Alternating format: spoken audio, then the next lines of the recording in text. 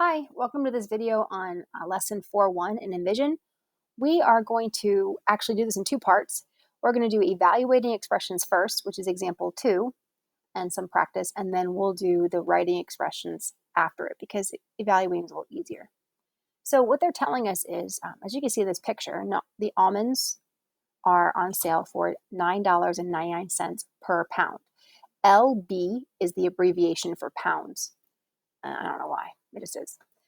And so the almonds are $9.99 per pound, and the cashews are $12.99 per pound. And that's how they're being sold.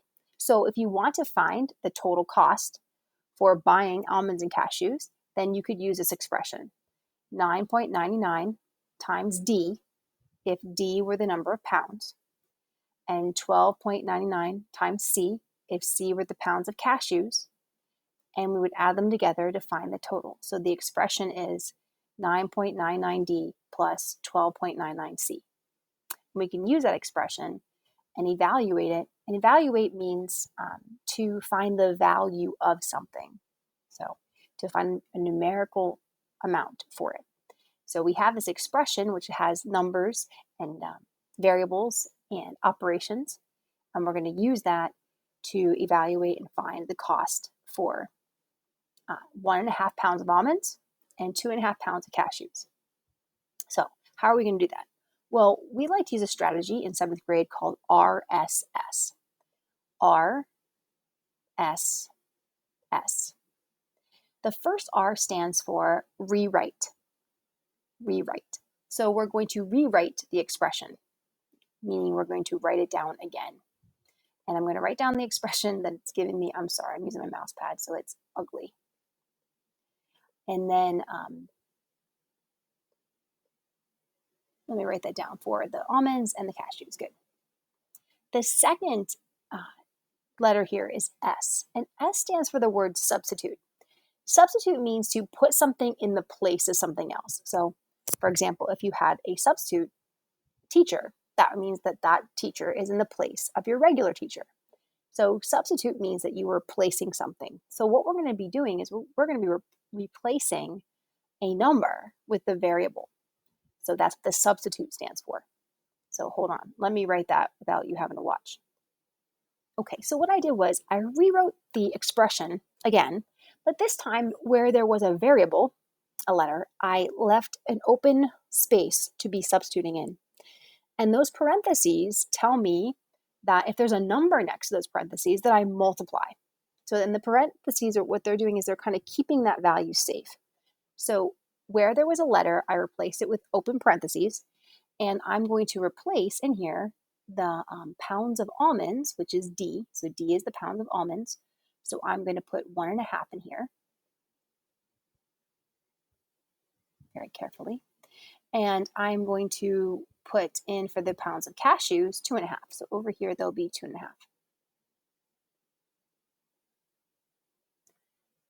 So then the last S stands for simplify.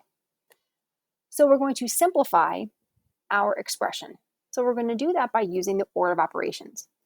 And the order of operations would say we would multiply first and we add at the end.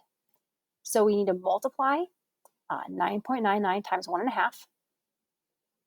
And I get 14.985. And I'm not going to round yet. I'm just going to leave it like that for now. And then I'm going to multiply 12.99 times 2.5. And we get 32.475.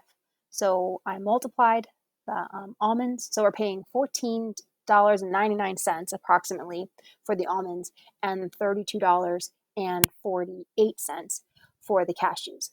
But I haven't rounded yet, so you might see that that works out. So I'm going to see here. I have my calculator, so I'm going to add those amounts. So plus 14.985 equals, and I get $47.46.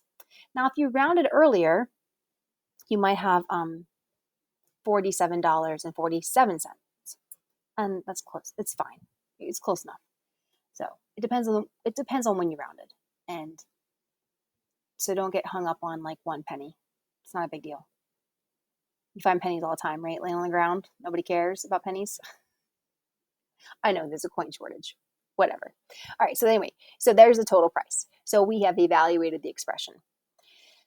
As you can see, this is a very, a life skill, being able to find the total cost. Maybe you wouldn't write an algebraic expression for it, but you could. Okay, let's look at another example. So here we have the try it on page 190, and let me move my face for you. The cost to rent a scooter is $15.50 per hour, and the cost to rent a watercraft is $22.80 per hour. So here's the expression. So where did the 15.5 come from? That's the $15 per hour. Why are they multiplying by S? Because S is the number of hours that you're using the scooter. Where did the 20, and the next part of the expression is 22.8. Well, there's the $22.80 per hour. And W must be the number of hours you're using the watercraft. Okay, because you would multiply the hours times the dollars per hour. So that being said, we're going to evaluate the expression. So RSS. And you can pause the video now and try this one on your own, and then you can always resume when you're done and check your answer. But I'm going to RSS this. So now I've rewritten the expression, paying close attention to the S, which represents the hours you would rent the scooter, and the W, which represents the hours you would use the watercraft. And now I'm going to substitute. So to substitute, I'm going to first write my expression with the parentheses for the open space for where I'm going to substitute the value for the variable. And some of you were like, why am I taking all this time to do this? I can just enter it in the calculator. Because RSS is something that you're going to use throughout math, like the rest of your life. So you might as well kind of get used to seeing it. And this way, if you write it down correctly, then if you type it in your calculator incorrectly, you might forget what you did and why it's there. So if you write it out, then you can go back and verify it. And the parentheses, why are they there? Because of negatives later. So this is just good practice now. Anyway, now I've substituted in the hours of the scooter and the hours for the watercraft. And then the next thing would be to simplify. So to simplify, I'm going to do the order of operations. I'm going to multiply here the 15.5 first times 3.5 and get an answer. And I get $54.25 to use the scooter for 3.5 hours, and $39.90 to use the watercraft for an hour and 45 minutes, or 1.75 hours. So to find the total amount, then I'm going to add. It tells me here to add, so I'm going to add them together, and I'm going to get, $94.15. I did that in my head, so hopefully that is correct. Oh yeah, it is. Okay, good. So $94.15. And there you go. So we've evaluated that expression. It's not too terrible, right? A lot of writing, but not difficult math.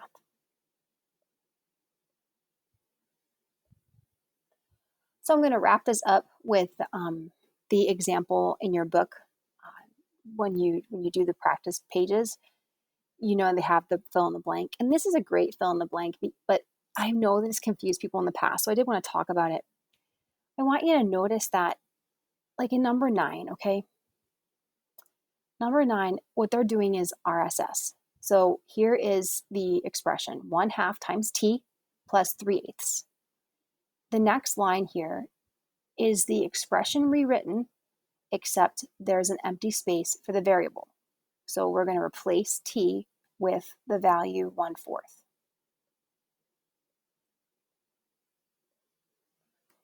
The next is like we did, we're simplifying. Well, what would we do here? We would multiply.